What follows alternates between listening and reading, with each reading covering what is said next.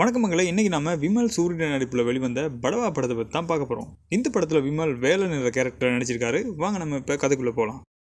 ஆரம்பத்திலே மலேசியாவில் ஒரு பாரில் ஒர்க் பண்ணிகிட்டு இருக்காரு வேலன். அந்த நேரம் பார்த்து அந்த கம்பெனி ஆள் குறைக்கணும்னு முடிவு பண்ணுறாங்க. ஸோ துண்டு எழுதி போட்டு எடுக்கிறாங்க. அதில் முதல் சீட்டு விமல்ட பேரில் தான் இருக்குது. ஸோ அவருக்கு வேலை போயிடுது. ஊருக்கு போக வேண்டிய கட்டாயம் ஏற்படுது. ஐயோ, ஊருக்கா எப்படி போகிறதுன்னு ரொம்ப புலம்பிகிட்டு இருக்காரு. ஏன் ஊருக்கு போகிறதுல என்ன பிரச்சனைன்னு ஃப்ரெண்ட்ஸு கேட்குறாங்க. இப்போ ஒரு சின்ன ப்ளஸ் பேக். இவரோட ஒரு சின்ன கிராமம், வானம் பார்த்த பூமி, மழையே வராமல் காஞ்சி போய் கிடக்கு. எங்கே பார்த்தாலும் கருவேல மரமாக நிறைஞ்ச ஒரு ஊர். அதில் வேலனும் அவரோட ஃப்ரெண்டும் ஊரில் போதையை போட்டு பெரிய அட்டகாசம் பண்ணுறாங்க. ஊரில் ஒரு சின்ன இரும்பு கண்டாலும் அதை திருடி விற்று அதில் குடிச்சிடுறாங்க.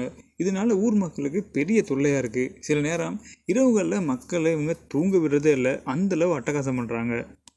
அப்புறம் அந்த ஊர்லேயே பெரிய தலைக்கட்டாக பலவன் இருக்கான். பலவன்ட வேலை என்னென்னா அந்த ஊர் மக்கள் எல்லாம் வச்சு செங்கல் அறுக்கிறது தான்.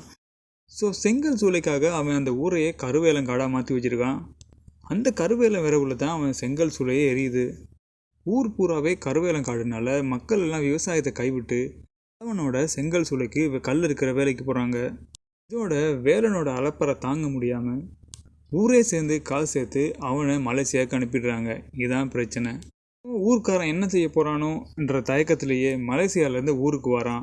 ஒரு வேளை அடித்து விரட்டிடுவாங்களோன்ற பயத்திலே உள்ளே வரான். இவனுக்கு அதிர்ச்சி காத்துருக்கு. என்னன்னா, ஊர் மக்கள்லாம் சேர்ந்து பட்டாசு கொளுத்தி மாலை மரியாதைமாக அவனுக்கு வரவேற்கிறாங்க. அவனுக்கு ஒன்றுமே புரியல. என்னன்னு விசாரித்து பார்த்தா அவனோட மலேசியா ஃப்ரெண்டு ஊருக்கு கால் பண்ணி இவனோட ஊர் மக்கள்கிட்ட இவனுக்கு 10 கோடி ரூபா காசு கிடச்சிருக்குன்னு பொய் சொல்கிறாப்புல. இதனால ஊர் மக்கள்லாம் அவனை தாங்குன்னு தாங்கி ஊர் பிரசிடெண்ட்டாகவே மாற்றிடுறாங்க.